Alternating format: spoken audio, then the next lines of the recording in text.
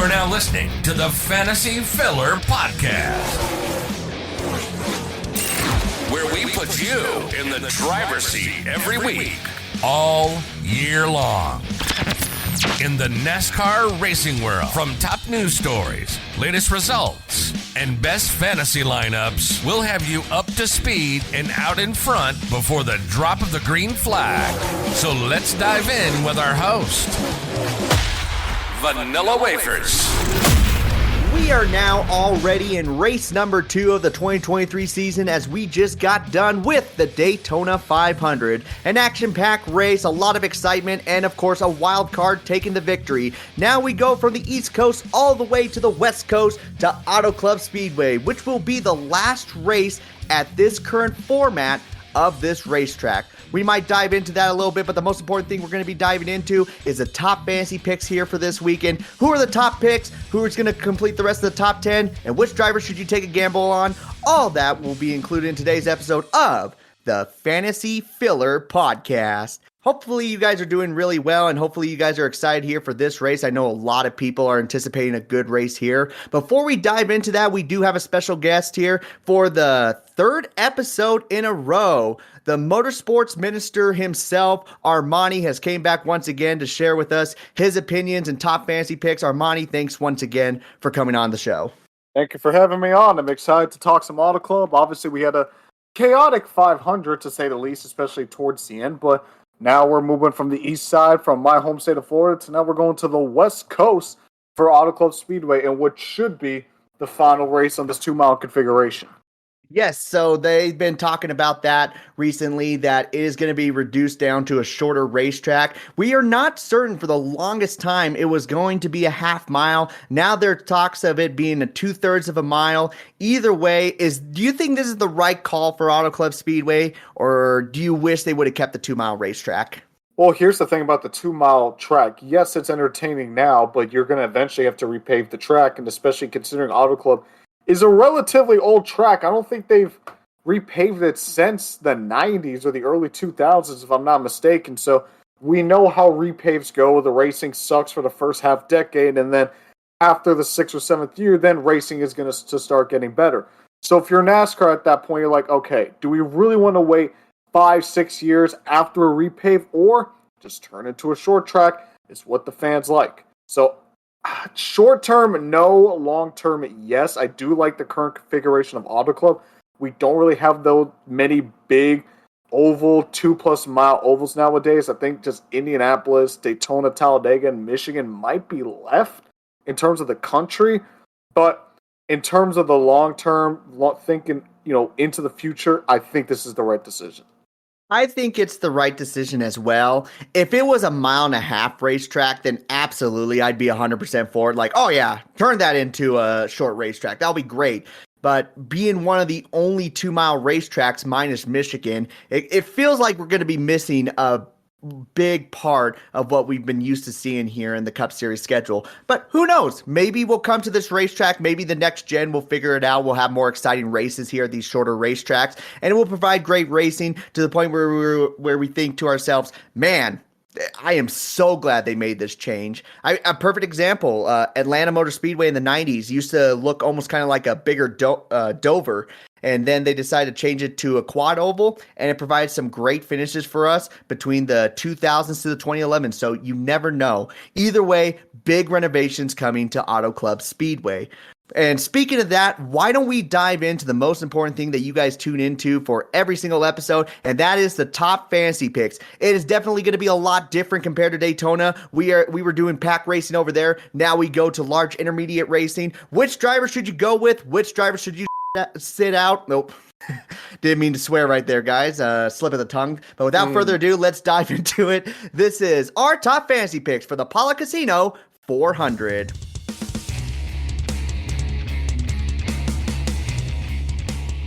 Alrighty, you guys. So you guys know how this goes. We're going to be talking about 15 specific drivers, 5 drivers who we feel like will not only do great as far as getting you fantasy points, but will be running for the victory. We have another 5 drivers that will round out the top 10. Sometimes you want to go with these drivers to save some of your top picks because sometimes you never know what could happen near the end of the race. And then some drivers to take a gamble on. Remember, you can only use one driver 10 different times in the regular season. After that, you can't use them anymore. So you want to find drivers that you wouldn't usually use at every single race that could really stand out at this particular racetrack. So we will dive into all that. Let's look at our top picks. First and foremost, I think the people who are going to be running near the front are going to be Chevrolets in this race. And one driver who really impressed me at Daytona, who I think it's going to bleed on over here to Auto Club, is going to be the number 8 of Kyle Busch. I really feel like he's going to be a top tier driver here this weekend. Based on the results we've seen in the past, the only result looked really rough was last year. But even then, we got to think to ourselves, I think at one point he went 7 laps down. 7! And he was still able to come back on the lead lap and finish 14th. Of course, that could boil down to luck, but still very talented at this track. Has had 2 victories here in the last 7 races. I don't know about you, Armani, but I think Kyle Busch is a great pick to go with this weekend. Oh, I like the pick Kyle Busch. In terms of my list, he's on my list as well. He's with a team that arguably should have won the race last year. Assuming a tire doesn't, Reddick was up front before he blew that tire and obviously got taken out by William Byron. So same car with a driver that's won multiple races at this track, including, I believe he won it back in 2019, so not even that long ago. So Kyle Busch knows how to get around this track, and I really do like that pick, and he's in my top 5. Yes, and you were correct. 2019, he led 134 laps with an average running position of 3rd. Clearly a dominant driver in that race. Another top driver to go with. Armani, who do you got as a good top driver? So one of the top drivers that I have, and I'm pretty sure a lot of people are going to have them as a top driver, it's the driver who won the race last year, is Kyle Larson. He loves his style of racing, running the high side, bumpy track. He's won this at this racetrack a couple times, won it back in 2017 as well. Obviously won the race last year by controversial circumstances, to say the least. Especially if you're a Chase Elliott fan, you might have some other thoughts on how that finish went. As a Larson fan, I'm just happy he got the win. But Kyle Larson's another top pick I would go with. Another top pick that I'm going to go with, maybe you wouldn't consider him a true top pick, but he's actually my pick to win the race, and that's the 48 of Alex Bowman.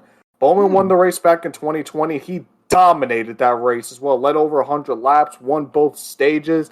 He's my pick to win the race, and especially I have high hopes for him and Blake Harris. New crew chief coming in after, I believe it was Greg Ives retired. So I got 200 guys, and Kyle Larson and Alex Bowman as more top picks on my list. That is a very interesting pick. I'm not going to argue with you there. I think Alex Bowman is a great driver to go with. In fact, if you are going into one of those leagues where you can only pick one driver each week, I know a few people who run those leagues that listen to this show. I think Alex Bowman is a great person to throw in right here because he was able to win this race back in 2020. His average running position is usually around the top 10. And let's look at other intermediate tracks. Michigan last year, he was able to run around the top 10. Pocono, he was right there in the mix as well. He finished 11th, but still was able to score about 30 fantasy points there. So that may not be a bad idea to go with Alex Bowman. If you find him up front, it's obviously going to be under weird circumstances. They're going to take a weird strategy, but you might be right. That duo that he has with, what is his name? Blake Harris? For some reason, I'm drawing a blank. Yeah, it's Blake Harris. Okay, so I had it right, actually. Blake Harris. This could be a great duo, and it could lead that 48 car back into victory lane. So 2 more drivers to go with here as top picks. Let's move away from the Chevrolets. Why don't we go the Ford route? And I think one Ford you definitely got to look at. He's always good at the beginning of the season. Everyone probably was relying on him getting the victory at Daytona. I think this race he has a really good shot to be a top contender. How about the number 12 of Ryan Blaney? Ryan Blaney's average running position in the last 3 races has been 7th or better. In the race in 2020, he was able to lead 54 laps. In 2019, he was able to score a top 5. Granted, he has ran into some problems, but sometimes you can't really hold that against the driver. Sometimes you just have some random stuff happen, But one thing is for certain, he has had fast cars here at Auto Club. Ryan Blaney, I think, is a great pick to go with. And to round up the rest of the top picks, we have the number 22 of Joey Logano. He's similar to his teammate. Great finishes. In fact, let's look at his last 7 races. 5th place finish, 12th place finish, 2nd place, 5th place, 5th place, 4th place, 7th place. Constant consistency coming out of this number 22 car. He had a great run at Daytona. He's going to be having a great run here at Auto Club. You can't really shy away from those Penske drivers. Ryan Blaney, Joey Logano, definitely some great picks to go with here this weekend. I actually do like those picks. Joey Logano, like you mentioned, Ryan Blaney as well. So a couple Penskes, a couple Hendricks. I'm surprised, though, none of us have picked any Toyotas. Yes, that is very true. I'm looking at this Chevrolet, Ford. But I have a feeling we're going to be talking about some Toyotas here in a second. But for now, those are the top picks. We have the number 8 of Kyle Busch, the number 5 of Kyle Larson, the number 48 of Alex Bowman, the number 12 of Ryan Blaney, and the number 22 of Joey Logano. Now we will move on here to the rest of the top 10. These are the drivers we feel like can fit in the top 10 as well as score some stage points here or there. I started off the last round picking Kyle Busch, so I will let Armani start off this group. Who do you have here in the top 10? Well, the driver I was going to mention is the other Hendrick driver, and that is William Byron, the driver of the number 24. I know he took out Reddick because he had an issue and they both DNF'd out of the race, but if you look at where they were running in the stages, Stage 1, he finished 3rd, and Stage 2, he finished 9th. So he's definitely able to get up there and collect some stage points. So William Byron is someone that I don't think a lot of people are really going to be looking at. And here's the thing I like about William Byron. He always starts the season off hot. He teeters off at the end, but especially when the season's starting, that's when you want to use the number 24. So for fantasy purposes, I think that'll be the time to use him. Another driver I think that you should use is Austin Dillon. Dillon is really good here at Auto Club, believe it or not. He has an Xfinity win or 2 here, I believe. He's got a couple of poles here in the Cup level Auto Club. He's got a bunch of runner-up finishes. So Austin Dillon is a driver who not a lot of people think of when it comes to Auto Club, but he is a driver that is sneaky dangerous when it comes to this track. Yeah, Austin Dillon was able to finish 2nd last year.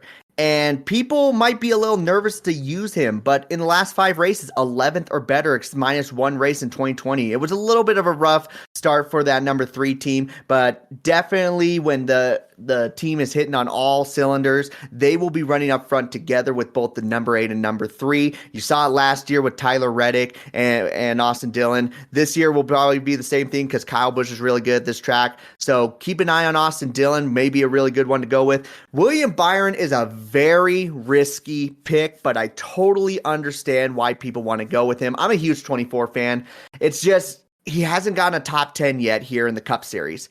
So he can run up front. I don't think anyone's going to deny that. He'll be running up front. The question is, can he finish in the top 10? That is the most concerning thing, but he's led a lap in every single one of the Auto Club events that he has attended, so definitely have some power there. All right, for all the Toyota fans, I'm going to put you guys out of your misery. Here's what I'm going to do. I'm going to include 2 Toyota drivers to go with here. Trust me, it's not going to be that the Toyotas are going to struggle. I just don't think they're going to be running for the victory. But you shouldn't shy away from these 2 drivers. I have the number 11 of Denny Hamlin and the number 19 of Martin Truex Jr. being drivers who can run inside the top 10 throughout the entire race.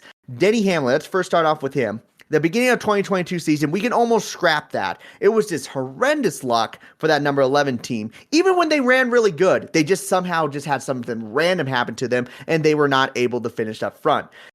With that being said, with his 15th place finish in 2022, he was running around the top 10 throughout that entire race. Now, before that, a top 10 finish, a top 10 finish, a top 10 finish. Back in 2017, I believe, he was able to finish 3rd and lead a couple of laps there.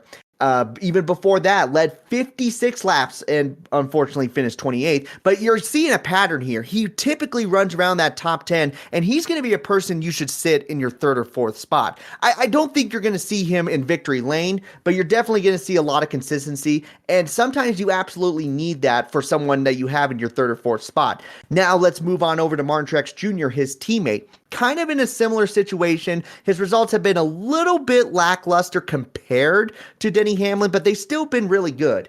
13th place finish, 14th place finish. Both those he was able to score stage points. So luckily he was able to get some higher points than that you usually see someone run around that spot. But then before that, an 8th place finish, a victory, a 4th place finish. And those races he was able to lead 125 laps, 73 laps, and 21 laps. So definitely some great performances by these drivers in the past. I just don't think it's going to be at the same level as some other drivers that we have mentioned here before. Do you really like the Toyota drivers, Armani, or maybe against the idea of having Toyotas on your fantasy roster? The one Toyota driver, obviously you got Denny Hamlin and Truex. I don't think, has Hamlin won a race at Auto Club? I don't believe he has.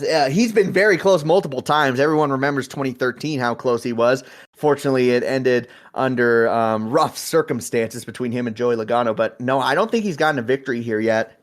But so I like Hamlin. I like Truex. Obviously, he's won a race here before. 2 drivers I will be looking, well, 3 actually. And those are the 3 young guns for Toyota. I'm going to be looking at Tyler Reddick. Can he repeat that same performance that he had before he got in that wreck that he had last year with RCR? I'm also going to be looking at Bubba Wallace. That I almost called him the 45. I'm still living in the playoffs for 2022. That 23 team, they have been very strong on the mile and a half. Bubba obviously won a mile and a half. I know Auto Club isn't a mile and a half, but they race kind of in that same vein. You basically group in Auto Club with a mile and a half, an intermediate, if you will. And then Ty Gibbs, he's another one where I feel like this is going to be his first true test.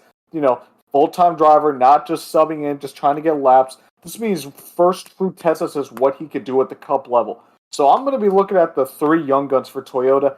Bell, I'm not really too worried about. I can see him doing well. I can see him, I think he's going to be around that top 10 mark. But those are the 3 drivers in terms of the Toyota camp I'm definitely going to watch, see what they can do. One thing I am worried about Bubba Wallace, we have seen the good performances at the mile and a half, especially last year. It just hasn't bled on over here to Auto Club for some reason. 19th or worse in his last 4 races here. But if you look at Michigan last year, he was able to finish 2nd and lead 22 laps. Then you go to Pocono, which is a longer intermediate track in itself, led 4 laps, was able to finish 8th. So, yes, Bubba Wallace has had some talent here at the intermediate tracks. Just for some reason, it just hasn't bled on over to Auto Club. Maybe he changed that this year. We've seen it many times before in the past where it's like, I don't know, this track, even though it's similar to others, they haven't had that good finish. And then all of a sudden, they just have a phenomenal run. So it could very well happen. Ty Gibbs, it was a struggle transitioning on over into that 45-23 car. But at Michigan, he was able to finish 10th in the 45 machine. And then over at Pocono, I do believe he had himself a good run. I think he finished 16th overall. But I think at one point, he was flirting with the top 10. So, hey, the young guns may not be a bad idea. Either way, you should not shy away from Toyotas all around. Now, I want to give one final spot in here. I know we've thrown 6 drivers here. I'd say 2 Chevrolets, 2 Toyotas here throughout the top 10. But we have to include this one driver. I feel like we can't keep him off for too long. The number 4 of Kevin Harvick should be a solid driver, a reliable one to go with here at Auto Club based on his past few finishes here at this track. He has been able to finish 7th, 9th, and 4th. Stewart-Haas Racing may not be at the same level that we saw back in 2020, but Kevin Harvick is consistent at quite a few tracks. One of those tracks has been Auto Club. Obviously, Phoenix is another one where he's always consistent at, and New Hampshire. Armani, do you like Kevin Harvick here in this race, or do you think this is going to be the race that he ends his streak and it's going to end on a bad note here in his career? This is honestly one of Harvick's sneaky good tracks. I remember back to 2018 where if he didn't get in that incident with Larson, he probably would have won 4 races in a row. It's been the first time we've seen that in over 10 years in the Cup level at that time. But Harvick is actually a really good pick, especially because, it's his last year. He doesn't really have a lot of pressure on him because he knows this is basically it. And also, this is Kevin Harvick's home track. So if there's any place besides Sonoma that he would want to have his best performance, it would probably be Auto Club. Absolutely. I agree with you on that one. So those are the drivers here that will conclude the top 10. We have the number 24 of William Byron, the number 3 of Austin Dillon. Then you're going to go with 2 Toyota drivers. You can either go with the veterans of Denny Hamlin or Martin Truex Jr. or lean towards more of the young guns like Bubba Wallace or Ty Gibbs. And then we will close it out with the number 4 of Kevin Harvick.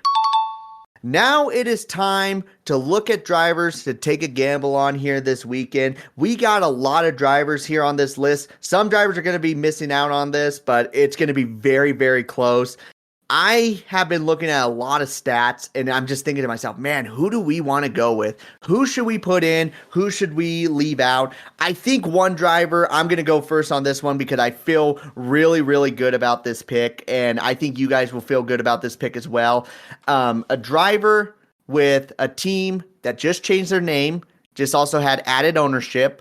He's been doing really good at the super speedways, and he was really, really good at the larger intermediate tracks, including this race last year. You got to look at Eric Jones and take a gamble on him here this weekend. He was able to finish third last year, lead 18 laps, an average running position of fourth, and it bled on over to the other racetracks similar to this.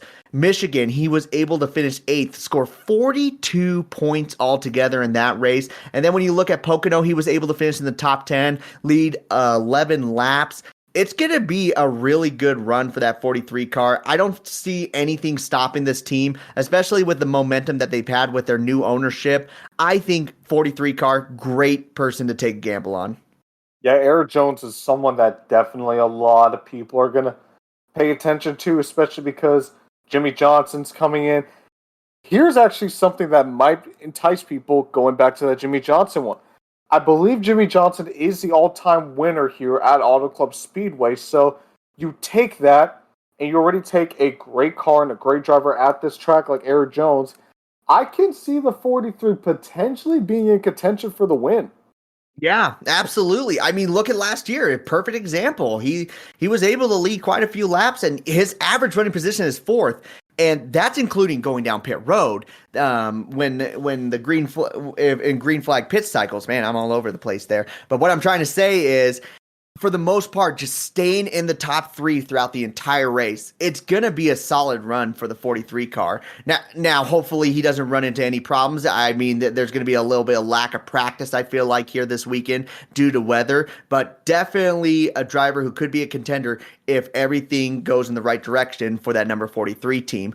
Another driver to consider taking a gamble on, in my personal opinion, is a driver that I don't think really anyone's thinking about here for these tracks. You might think of him always at super speedways, but this is a race you really need to consider, especially for the fact that he's had 3 top 10s here in a row at Auto Club. The number 10 of Eric Almirola, a good driver to take a gamble on based on his past performances here at this racetrack. Last 4 years, he has never finished worse than 12th. He led 7 laps in 2019. His average running position is around the top 10, and I know people are not going to use him for all 10 races. You want to find the races where Eric Almirola can finish in the top 10. Auto Club Speedway has been one of those racetracks. That's a sneaky good pick. You're probably not going to use Almirola that many times anyway. So, honestly, Auto Club, like you mentioned with the stats, that's a pretty good option. I tell you the truth, I just did my fantasy lineup as well, and I included guys like Bowman. I believe I put Austin Dillon in my garage. Eric Jones is in my lineup, but I did not think about putting Eric Almirola in there as well. So that's actually a really neat pick. I might have to switch up the lineup just in case. Yeah, I mean, not many people recognize that. He doesn't really make a lot of noise here at this race, but he is able to close when it matters the most. If that is your driver in your 5th spot and he scored 27 points, you're going to be sitting around 200 points if you're able to get your guesses right on which driver to go with. Because remember, in Fantasy League, you pick your 6 drivers, 5 count to your points, and then you have 4 matchups. If you're able to get those right, and then your 5th best is 27, you're going to be winning that weekend. All right, Armani, I have picked the first 2. Now give me a driver to take a gamble on. Well, we talked a little bit before the show about this one guy, but your defending Daytona 500 champion, Ricky Stenhouse Jr., he finished in the top 10 in the race last year, and I believe he was around the top 5 before, a couple cautions came out. He still managed to finish in the top 10. So, listen, the Chevrolets are usually pretty good here at Auto Club Speedway. JTG Doherty obviously won the Daytona 500. They're going to want to prove that that's not a fluke. And Auto Club is a pretty decent track for Ricky Stenhouse Jr., I believe you mentioned. So, that's one driver that I would put kind of just throw in there as a potential, I guess bursting the bubble, if you will. And another one I'm going to go back to the Ford camp, believe it or not. I'm actually going to go with Chase Briscoe. Looking at the stats from last year, finished fourth in stage one. I don't believe he scored any stage points in stage two. As a matter of fact, he didn't, but I believe he managed to grab a top 10 as well. Or excuse me, he finished 16th, but he's another driver that just starts the season off hot. I remember back to the beginnings of last year. He was in contention for the 500, contention for Auto Club, contention for Phoenix. He was up front. So I like to go with the guys who are going to start the season off hot and early, especially with the big teams like your Byrons, your Briscoes, your Bowmans. I think this is the race where you really want to utilize them. You know what? I was honestly kind of leaving him out as a fantasy pick, but you know what? You bring up a really good point. There's two good points here. He was really good at the beginning of the season in 2022. He was definitely one of the biggest shockers. I think the biggest one was Ross Chastain, but the second one had to be Chase Briscoe during that time. And Steve Letarte mentioned something very interesting. I think it was at the Indianapolis Road Course race. Rookies or new drivers don't really start figuring out the Cup Series till around after their 75th race. And this is going to be, I do believe, race number 76 for Chase Briscoe. So it's around the time when you usually see the good drivers really start to sprout out and be fierce competitors. And if it's anything compared to last year, expect for him to run up front. Although the finish 16th may be a little worrisome, that's why you got to honestly take a gamble on some of these drivers. With that 16th place finish also came 20 laps led. So Chase Briscoe, at first, I wasn't really thinking about him, but you know what? After you said that, he may not be a bad person to go with. Maybe keep him in your garage area, see how he does for the first two stages, but if he's running anywhere around the top 10, throw him in. It's going to be definitely going to be someone who's going to pay off for sure. One last spot left. We've talked about 14 drivers. Now we just have one spot. And I don't know about you, Armani. This one kind of seems like a tough one. I'm really looking at a few drivers that could fit this spot. But if I had to pick one driver to take a gamble on who could be head and shoulders above the rest, I got to pick a driver from Trackhouse Racing. No, not the number 1 of Ross Chastain, but the number 99 of Daniel Suarez, for the simple fact that, one, intermediate tracks was where they really, really shined during the 2022 season, and two, when this team was still trying to figure out being a two-car team, he was still able to finish 4th in that race. 4th place finish with an average running position around the outside the top 10 slightly. But you know what? This team is on a completely different level from what they were about a year ago. And even then it was impressive. So I think the final driver to take a gamble on will be the number 99 of Daniel Suarez. You always have that one driver, I've always had that one driver where you're like, there's someone I'm forgetting, and Daniel Suarez is that one. I believe he was either on the front row or he was leading, actually, in that race against Kyle Larson, but obviously he didn't get the good restart, and he wasn't able to win the race. But people forget that Daniel Suarez nearly won this race last year, so I actually really like that pick. Yes. Again, a few of these drivers to take a gamble on. Usually some people are just like, hey, I'm thinking about that driver. He had a good finish here one time before, and it could really pop up. I'm not going to lie, doing these fantasy picks, these are probably the 5 most shocking drivers to take a gamble on that I don't think anyone really thought of, and it could really save some people on some drivers who we know you're going to use 10 picks on. I mean, like we were just covering on Eric Jones, you're probably going to use him for max 8 picks. Eric Almirola, probably about 4 races. Ricky Stenhouse Jr., 3 races. Chase Briscoe could be right around that mix as well as Daniel Suarez, but these drivers should be real good substitute drivers to take a gamble on, and they could really pay off and be the difference makers from having you win the league to being about mid-tier for this week. Now, before we dive into the drivers who did not make the cut, I am going to include the featured matchups. I do realize the importance of this. This is a big separation. You could score 40 points or end up with 0, and it could be so heartbreaking, especially if you pick the 5 best drivers. If you're not able to get the featured matchups right, it could be devastating for your fantasy roster. So here's the first matchup. We got Ricky Stenhouse Jr. and the number 16 of AJ Allmendinger. I think Ricky Stenhouse Jr., based on what we've seen, should be the right pick to go with. What do you think, Armani? Do you think Ricky Stenhouse Jr. or AJ Allmendinger? Well, considering I had Ricky Stenhouse Jr. in my top 10, in terms of picks, and AJ didn't even run this race last year. It was Hemrick who ran the race, where I actually believe he finished in the top 10. So Kaulig is able to run up front here with that 16 car, but it just wasn't AJ. This would be his first race at this track with the next gen, so I'm taking that into account. but I'm taking the 47 over the 16. 47 over the 16. What about this next matchup here? We got the number 3 of Austin Dillon and the number 43 of Eric Jones. Definitely a good matchup here. Eric Jones, we talked about it. He was a front competitor in the 2022 race, but you got Austin Dillon, who's his teammate is Kyle Busch, who we feel like is going to be running for the victory. This one's a tough one. I'm leaning more towards Eric Jones, but maybe Armani has a different idea here. I'm leaning towards Eric Jones too, simply because he was consistently up front more throughout the race. You see it with his stage finishes, second in both stages, obviously third in the race. Dylan Moore came on through in the end. Eric Jones, I trust more on a consistent basis rather with Austin Dillon. I could see him flirting around the top 10, top 5 if things go crazy, being contention. Whereas I trust Eric Jones more to be consistently up there, whereas Austin Dillon, you just kind of have to wait and see. Yeah, I think for an overall run, it should be Eric Jones, but near the end, it could be Austin Dillon.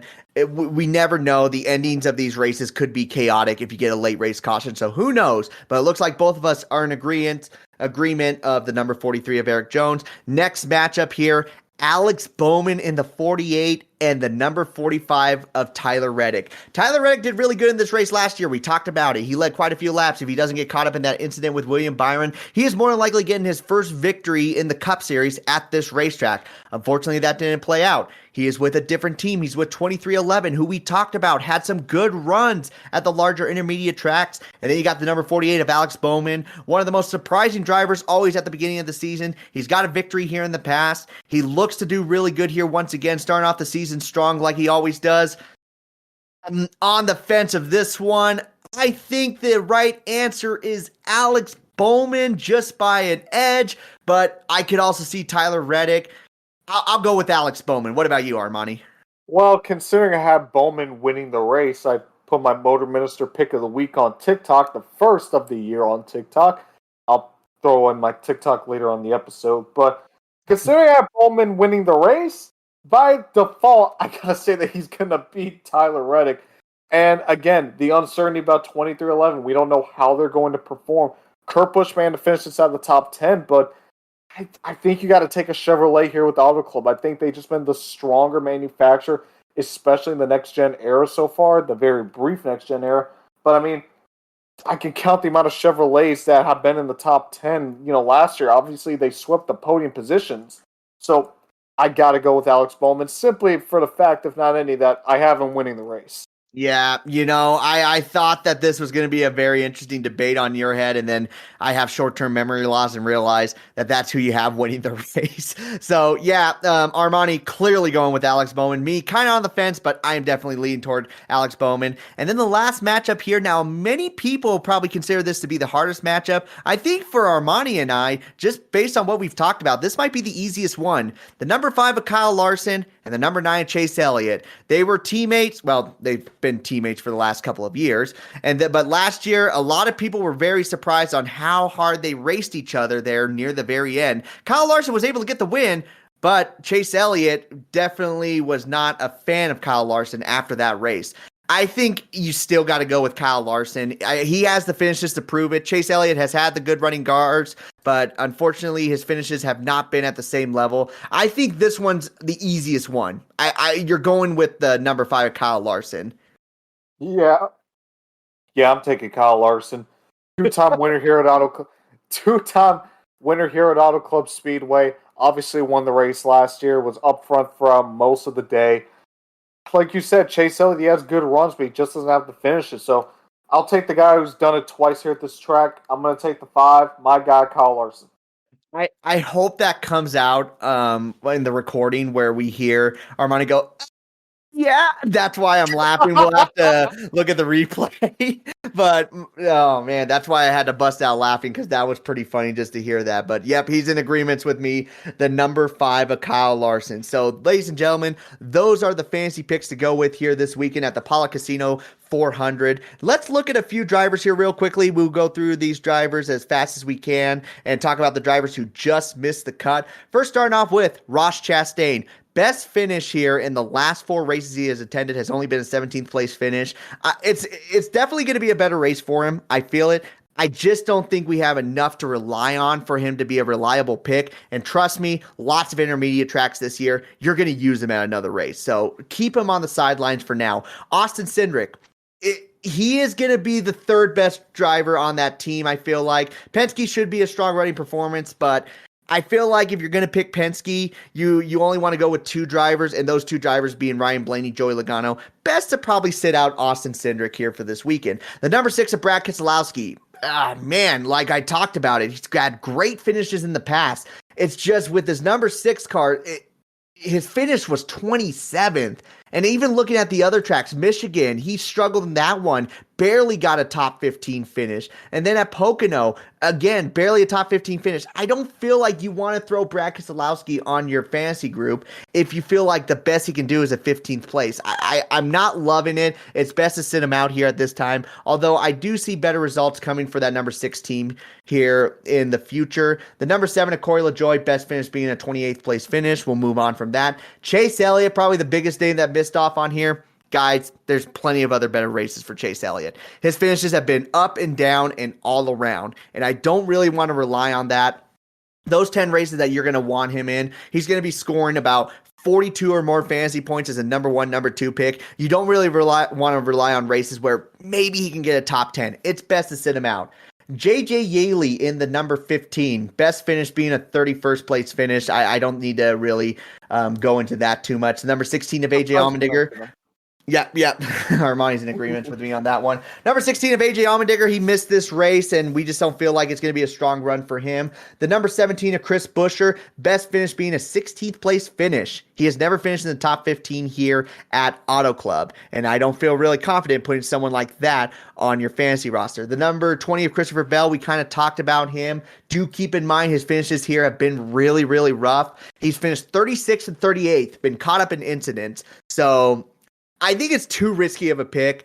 I think he's going to be near the top next week at Las Vegas. But for now, let's save him. I think there's many other races where you can feel more reliable on that. The number 21 of Harrison Burton, they're still trying to figure things out over there in that camp. Harrison Burton hasn't really shown me anything yet at this time. He has a victory in this race in the Xfinity Series, but until I see the performance with Wood Brothers, it's best to keep him off in the meantime. The number 31 of Justin Haley comes up next. Justin Haley's finish here last year was 23rd. I don't really see anything being a dramatic change here from what we saw last year. I think maybe a top 20 finish is their goal, but definitely not fantasy value. The 34 of Michael McDowell, very shocking on how he was not able to finish well in the Daytona race. Yes, he got caught up in an incident, but it just didn't feel like a great run for Michael McDowell and Front Row Motorsports. So let's keep him off. His best finish in the last 5 years has been a 22nd place finish, so I feel very confident leaving him off in the meantime. The number 34, Todd Gilliland. If you're not going for Michael McDowell, Todd Gilliland, you're going to sit him out as well. The number 41 of Ryan Preece comes up next. Ryan Preece, great runs in the Expedition race and Daytona. I think this race is going to be a little bit lackluster compared to those. I think right now it's still a brand new driver. Armani, I don't think you're going to really complain about keeping Ryan Preece off at this time. Yes, you got a lot of Stewart-Haas racing drivers, but Ryan Preece, just not feeling it. Noah Gragson in the number 42, a rookie. If you're going to trust a rookie right now, I think Ty Gibbs over Noah Gragson here in this race. That's our honest opinion. And then we got the number 51 of Cody Ware. Cody Ware's best finish here at this racetrack has been a 32nd place finish. Moving on. The number 77 of Ty Dillon comes up next. Ty Dillon's best finish was a 17th place, but that was with the number 42 car. He is with a lower ranked team, so I don't think his finishes are going to be better. And then rounding it up, we got the number 78 of BJ McLeod, who got a really good finish here, finished 22nd for the team, but when you look at fantasy, 22nd place is nothing, so you really don't want to rely on that. And that, ladies and gentlemen, was the rest of the drivers who were not able to make it on our fantasy picks. But that is every single driver that will be on the entry list for the Pala Casino 400.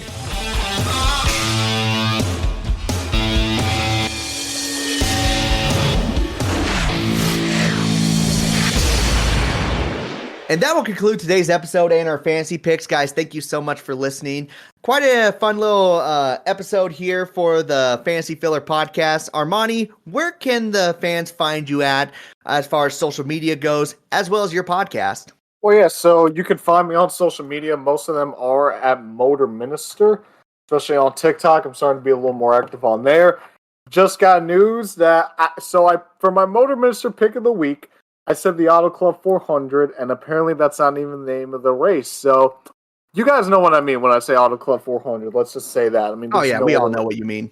We all know what you mean. So you can find me on Twitter and TikTok at Motor Minister. That's the two places I'm the most active at. You can find my podcast on Spotify, Google, Anchor, Amazon, and YouTube. Probably missed one there. It is the Motorsport Ministry. I haven't really done a podcast in really a couple months, but I'm working on some things. Some improvements, potentially moving the studio to a new location. So keep an eye out for that. Hopefully we'll have the podcast back up and running soon, but that's where you can find me on the internet. Awesome. And you guys can find me on TikTok, Twitter, and YouTube at Vanilla Wafers. Some of them have 44, but trust me, there's not that many people who have Vanilla Wafers as their name. And we have some big announcements here. Armani doesn't even know about this. So you guys probably saw on social media if you've been following me there. We just hit 3,000 subscribers. We also had another accomplishment. The channel on YouTube, Vanilla Wafer, just hit 1 million views. 1 million views. I'm so happy about that. Thank you guys so much for the love and support. It has been a lot of fun making these videos for you guys, and I don't plan stopping anytime soon. Next video should be out here within the next week, as I will be talking about some of the biggest modifications that we have seen at racetracks, and whether it was good or it was bad. Of course, probably the inspiration for that is with the Auto Club Speedway change, but I think it's going to be a fun video to listen to and watch. It should be a lot of fun to make. And also next week, very important here, I will be at the race at Las Vegas Motor Speedway. I hope to see a few of you guys there. You'll probably see me out in the garage area. I will be hanging out with the number 78 team, as I will be on the deck lid, which is going to be freaking awesome. It's going to be the time of my life, and I thank you guys so much for giving me that opportunity. So a lot of exciting things coming out of the Vanilla Wafer camp. But above all, guys, let's conclude today's episode. I have been your host, Vanilla Wafers. We have been able to take it to the front of the field, so why don't we grab that checkered flag, do some burnouts, and head on out.